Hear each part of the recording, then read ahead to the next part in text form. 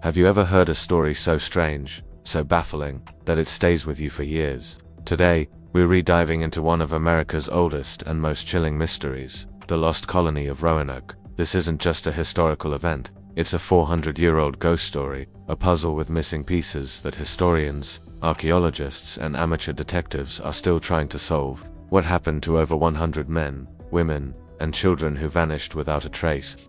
Let's journey back to the late 16th century and see if we can uncover the truth. Our story begins in 1587. England, under Queen Elizabeth I, is eager to establish a foothold in the New World. Sir Walter Raleigh, a dashing court favorite, sponsors an ambitious expedition to North America.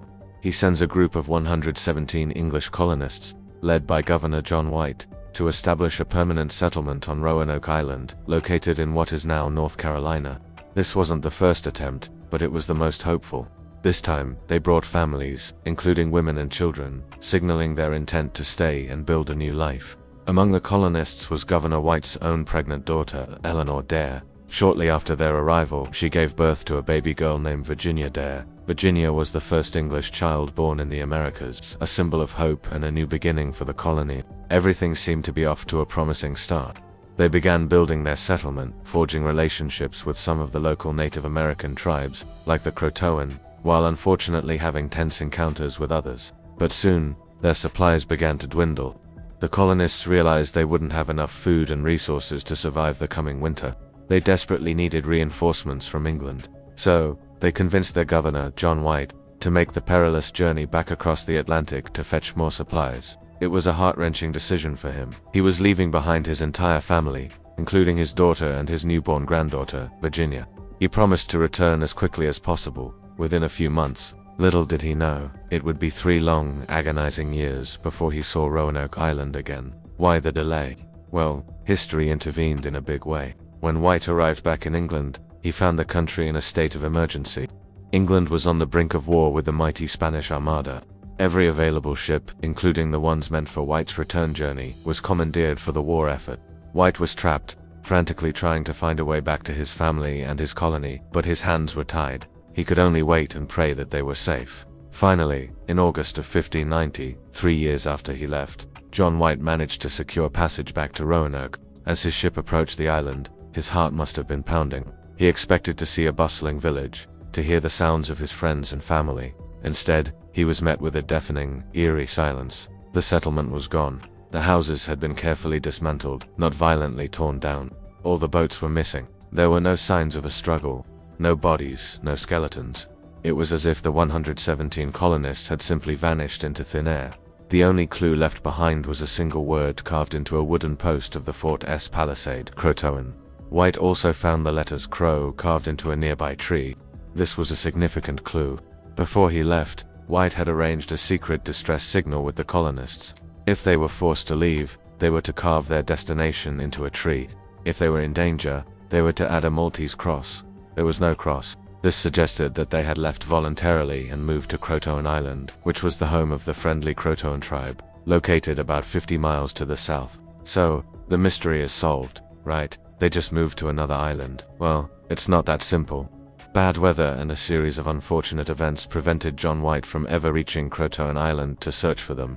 A brewing storm threatened his ships, and with his crew unwilling to risk the journey, a heartbroken White was forced to return to England. He would never see his family again. He died years later, never knowing what became of the lost colony. And for centuries, that's where the story seemed to end, leaving the fate of the colonists to speculation. So what are the theories? The most prominent one is that the colonists did exactly what the carving suggested. They integrated with the local Native American population. They may have moved to Croatoan Island, now known as Hatteras Island, and gradually assimilated into the tribe. There's some tantalizing evidence to support this.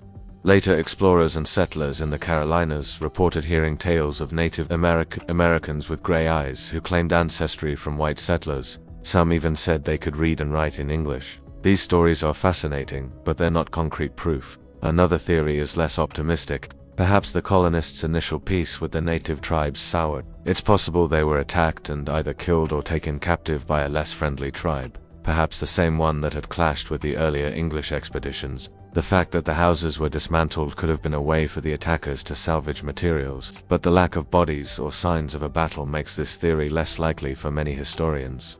Then there are the more natural explanations. The colonists were in a new, often harsh environment. They could have fallen victim to a devastating disease that wiped them out quickly, or they might have tried to sail back to England on their own in one of their smaller boats and were lost at sea. Starvation is another grim possibility. Without proper supplies, a harsh winter could have been a death sentence.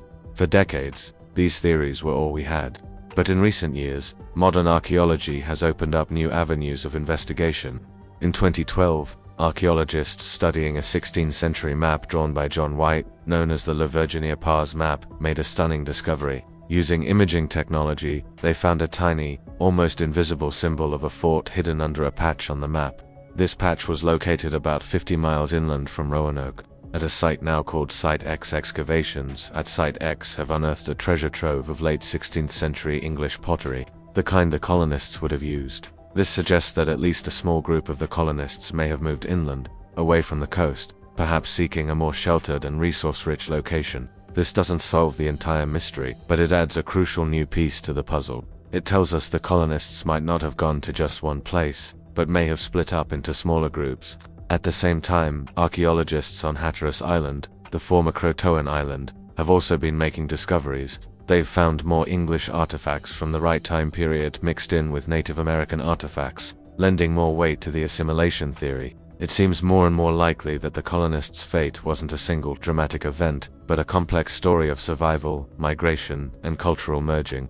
So, what really happened to the lost colony of Roanoke? The truth is, we still don't have a definitive answer, but we're closer than ever before. The colonists likely didn't just vanish. They probably split up, with some attempting to integrate with the Croatoan tribe on Hatteras Island, and others venturing inland to create a new settlement. Over time, they would have married into the local tribes, their English identity slowly fading as they became part of a new, blended community.